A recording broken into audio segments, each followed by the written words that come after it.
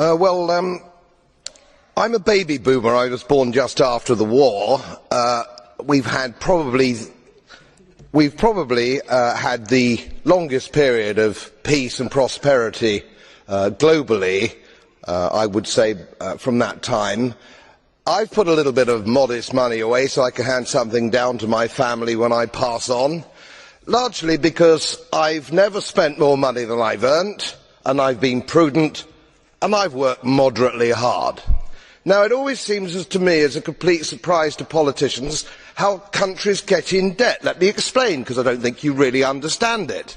It's because politicians consistently spend more money than they raise in taxation, more money than they can possibly raise in taxation, most of which, in point of fact, they actually waste.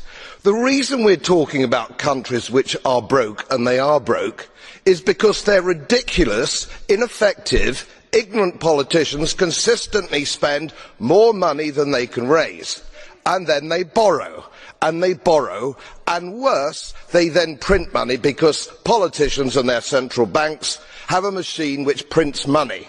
You do that as a private citizen, and it's a criminal offence. You would go to prison for doing that, and politicians and their central banks do it all the time.